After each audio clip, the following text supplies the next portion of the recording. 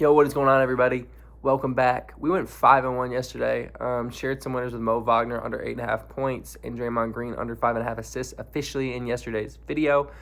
Cade Cunningham as the main play DNP'd, but I got a huge play for y'all today. If you are interested, we went 5-1 in Discord yesterday, so really good day. Let's keep it going. As always, if you're interested in all my bets, my favorite bet yesterday was a Kawhi Leonard under PRA. He only played 28 minutes. Also had Al Horford under against Thunder, and he was way under that with KP playing. If you're interested in any of my plays, all of them, Dub Club, drop a follow on my X for some free plays analysis on there as well. Videos only come on the weekends normally. So watching some Cavs Celtics, had a couple plays in here. I had a Derek White under assists with all those dudes active, good hit rate. And I had Jalen Tyson under because he's coming off the bench, and we got Wade and Merrill and all those good 3-and-D wings active in a tough matchup. So today, Victor Wembanyama hammered his unders last night. Still some unders I like. Under 6.5 3-point attempts, I think is a 1.5 unit play. And that's on some DFS. That's on 365. Under 5.5 attempts on Prize Picks and other DFS apps as well. Still like easily a 1 unit in my opinion. And I played his under 1.5 3-point makes at plus money. It was plus 144 last night. I know the odds have dipped a lot on that. I do like the under 1.5. I don't know if I'd be playing it at like minus 140 or I don't know where it's currently sitting, but they guard him with a wing. If you look at their matchups this year, and he has one game that's a little bit misleading too. But if you go to the head-to-head matchups, he's had, I believe it was 2 attempts, 7 attempts, 3 attempts. So the 7 attempts, I actually watched the entire game with my own eyes because I had other bets going in that game. And he threw like 3 up in the last minute or 2 of that game, like because they were down and it was desperation 3-point attempts. So they're really low quality. So if you're taking those under makes, like he really didn't have that many quality looks.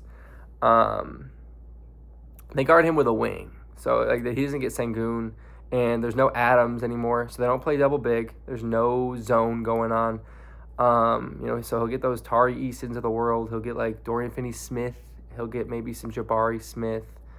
I just think they'll suffocate him at the 3-point line. It's clear that they really haven't allowed him to shoot. I know his minutes should be pretty high here. It's not a back-to-back. Also kind of why I like Luke Cornett unders today, because in those 2 Pistons games, he played 9 minutes apiece. I think this one will be really competitive, and I think Wemby could probably play like 36 minutes. But even with that, he had the game with 37 minutes where he had 2 attempts, 3 attempts in those 30-minute game. So I don't know. I think he shoots 4 threes maybe. I think that might be a safe like 3 to 4 projection. And so that hit rate is great. If you put him with 3 to 4 threes, you're getting plus money on those threes, like I said. And the attempts line is obviously the mega nuke. Other plays in this game, though, like I said, Luke Cornett, I think that if they don't do any double big, which I don't think they should do double big, he might only get, 10 to 12 minutes without Wemby on the floor. He got played off in the Pistons game because, it was must win, and they didn't think he should be on the floor instead of Wemby. So, like that. Also, Dylan Harper under is always worth a mention. Under 17.5 PRA was last night. Close games, gets played off the floor. Everyone's healthy. Kind of like the system play that a lot of people have been knowing about for a while now. Another thing, Zion Williamson, 21.5 point line against the Washington Wizards. I didn't want to play the last 2 games because it was on the last 3 games, actually. He's coming off a back-to-back. He played both ends of the back-to-back. He played 34 minutes in the back end of that back-to-back. He played 29 in the first game. I also didn't want to play it against the Lakers, even though he got 33 minutes, because the Lakers are known to kind of put extra defensive attention on him. So I know those lines were closing at like 20.5. I didn't really have interest there, but 21.5 versus the Wizards, no back-to-back situation. I know Murphy and Murray are healthy. Doesn't really concern me much because we're getting a much easier defensive matchup. And the head-to-head against Washington looks great. He had 31 points against Washington. He barely ever scores 31 points. Line close 26.5. I just think 21.5 is very good value. Not that I like to bet on Zion Williamson a whole lot. So that was a good look I had there. Magic and Bucks I think is super interesting because we're going to get Bucks off a back-to-back Magic off a back-to-back. KPJ, if he plays, is in a good spot. I don't know who they start, like between Rollins, KPJ, Doc Rivers, the madman, Miles Turner's getting no minutes. Portis got no minutes. Cam Thomas didn't get any minutes. I mean, it was the Ousmane Dieng show. It was the Sims show. So it'll be interesting. I don't know if Giannis plays either. And if Giannis doesn't play, if KPJ doesn't play, like, it's the Ryan Rollins show for sure, even with 40 minutes coming off. So can't really give much analysis there, but like I've been saying for a long time now, Bobby Portis rebound numbers stayed true yesterday, even in a Utah Jazz matchup. He's getting limited minutes, especially with Jericho Sims playing so well. But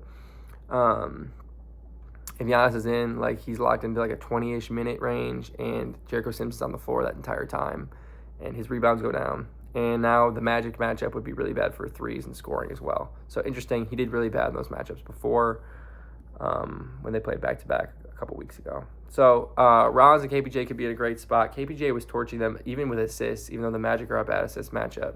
KPJ was going to work on them. So lots of interesting stuff there. Got to kind of wait for an injury report there. Magic are also interesting off the back-to-back, but I think Black was questionable. Probably wouldn't play. I don't think Suggs got listed, though. So Bucks bad defense. I think there's going to be a lot of good stuff on that side, as always.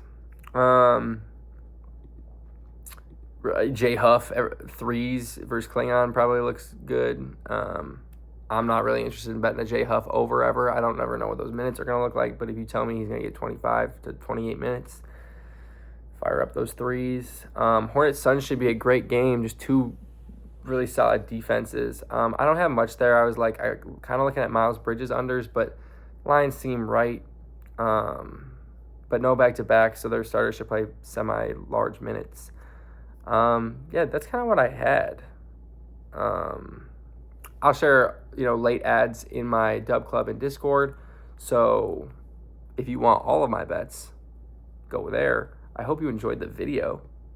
I hope you have a great day. Love y'all. Bye.